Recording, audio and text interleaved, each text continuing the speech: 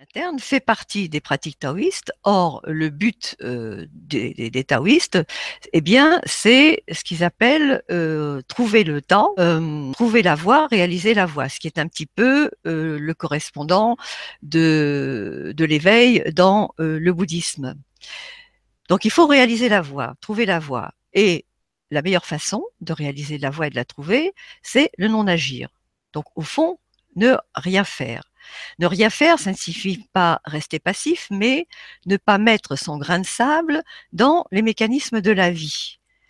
Au fond, donc l'idéal pour le taoïste, c'est de retrouver cet état, on pourrait dire, d'innocence, d'authenticité et d'intégrité, qui est celui du nouveau-né, dans la mesure où ce nouveau-né est tout près de la source de vie. C'est donc ça qu'il faut retrouver parce qu'on l'a perdu en s'en éloignant de plus en plus. Dans le taoïsme, il s'agit de faire un retour à l'origine. Le mouvement du Ta, par essence, c'est le mouvement de retour à l'origine. Dans la vie, on naît, on devient adulte, puis on vieillit et on meurt.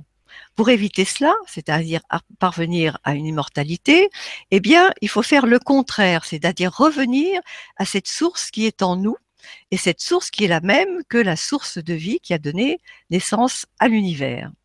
Donc voilà, quel est le but fondamental et le but suprême de tout taoïste qui va s'adonner à l'alchimie. Et tout ce qu'on peut appeler pouvoir surnaturel, magie, etc., ce sont, on pourrait dire, des choses annexes, des accessoires qui surviennent au cours du processus qui part de notre état ordinaire pour arriver progressivement à cet état d'immortalité. Pour y parvenir, il est évident que la première étape, c'est d'être en bonne santé, de s'occuper de son corps pour arriver à transformer les différentes parties qui constituent la personne. Ce serait une erreur de réduire les pratiques d'alchimie interne à des pratiques corporelles. Ça, c'est un contresens que malheureusement je vois souvent, mais c'est un contresens.